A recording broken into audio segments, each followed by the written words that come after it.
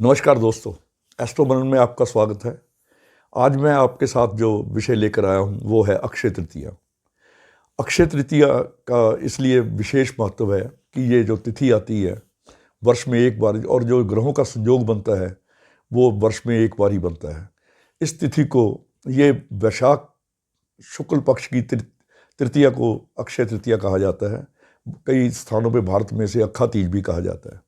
अक्षय तृतीया इसीलिए इसका विशेष महत्व है कि इस दिन सूर्य अपनी उच्च राशि मेष में और चंद्रमा अपनी उच्च राशि वृष में होते हैं। तो चंद्रमा और सूर्य दोनों जब उच्च राशि में होते हैं, ऐसा वर्ष भर में सिर्फ एक बार ही होता है और वो अक्षय तृतीया को ही होता है। इसलिए इस तिथि का बहुत ही महत्व है और इस दिन किया गया कोई भी शुभ कार्य या अशुभ कार्य अक्षय हो जाता है। अक्षय का मतलब जिसका क्षय नहीं होता। तो इसलिए ये शुभ कार्य करने के लिए ये तिथि सर्वमान्य है और ये अबूझ मुहूर्त है। इस दिन आप बिना किसी से पूछे कोई भी शुभ कार्य कर सकते हैं, जैसे शादी वगैरह। इस दिन आपने देखा होगा कि अनगिनत शादियां होती हैं भारत में। जो अक्षय तृतीया है वो शादियों को लेकर, जितनी शादियां इस दिन होती हैं कभी नहीं होती।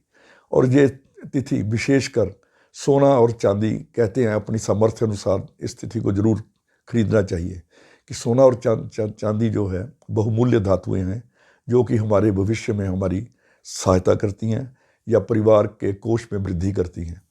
तो इन दोनों धातुओं को खरीदना भी बहुत ही शुभ माना गया है। आप अपनी सामर्थ्य अनुसार चाहे थोड़ी सी लें, चाहे जो जितनी सामर्थ्य है उतनी लें। सोने चांदी की कोई वस्तु अवश्य लें। इस दिन वाहन की बहुत बिक्री होती है, वाहन भी जरूर अवश्य लेना चाहिए। ऐसा इस तिथि को लिया हुआ वाहन वो अपने घर में स्थापित रहता है, काफ़ी वर्षों तक वो आपके पास रहता है। तो ये शादी, वाहन और सोना, ये जो चीज़ें हैं इस तिथि को खरीदी गई, ये विशेष शुभ फल देती हैं। और इस तिथि को की गई शादी भी कहते वर्षों चलती है, ऐसा शास्त्रों में कहा गया है। इस तिथि का और क्या महत्व है मैं आपको बताता हूँ कि इस तिथि को युगादि तिथि भी कहा गया है, क्योंकि जो सतयुग, त्रेता युग, द्वापर और कलयुग, 4 युग हैं हमारे संस्कृति में जो माने जाते हैं। उसमें त्रेता युग का जो प्रारंभ है इसी तिथि को हुआ था। भगवान परशुराम जो विष्णु के अवतार हैं, उनका जन्म भी इसी तिथि को हुआ था। इसीलिए कई जगह पे इसे परशुराम तिथि भी कहा गया है।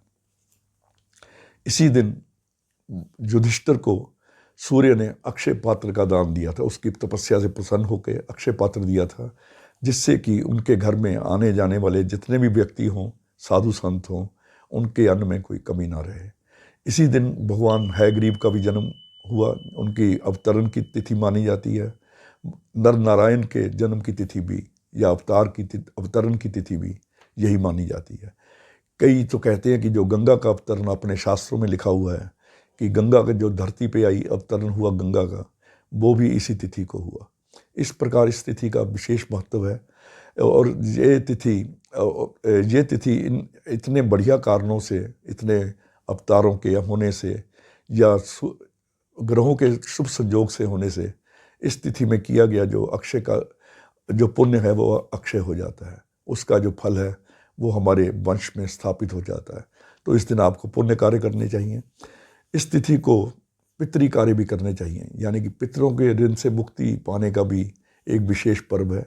पितरों के नाम पे आप कुछ भी दान कर सकते हैं। छाता, चप्पल, स्वर्ण, चांदी, विशेषकर एक भरा हुआ कलश कहते हैं मंदिर में जरूर देना चाहिए। जो हमारे भविष्य पुराण आदि में ये चीज़ें लिखी हुई हैं, इन चीज़ों का दान, गौ का दान तो करने की सामर्थ्य ना हो तो गाय की सेवा इस दिन जरूर करें। और लंगर की व्यवस्था, अगर आप इस दिन लंगर की व्यवस्था कर पाएँ या जहाँ भी लंगर लगता हो उसमें अपना कुछ भाग ज़रूर डालिए, ताकि आपको जो लंगर में जब आप खाद्य सामग्री देते हैं, ये आपके किसी को अन्नदान महादान, भविष्य पुराण में भी लिखा हुआ है कि अन्नदानम महादानम ना भूतो ना भविष्यति, कि अन्न जैसा दान कभी नहीं हुआ। तो इस दिन आप अक्षय तृतीया को अपनी सामर्थ्य के अनुसार लंगर लगाएं या ऐसे भोजन की व्यवस्था करें, या जहाँ भोजन बांटा जा रहा हो उसमें अपना भी कुछ भाग अवश्य डालें। तो इस प्रकार आपके अगर लंगर की व्यवस्था करते, जब खाद्य सामग्री मंदिर में देते हैं या किसी ज़रूरतमंद को देते हैं, तो ये आपकी गृह शांति के लिए सबसे बड़ा दान माना गया है। इस दिन वृंदावन में भगवान श्री हरि के जो चरण दर्शन होते हैं वो वर्ष में एक ही बार होते हैं। बद्रिका आश्रम में बद्रीनाथ जी के कपाट भी इसी दिन खुलते हैं। तो ये जो तिथि है इसका इतना महत्व है, इसका आपको पूर्ण लाभ उठाना चाहिए।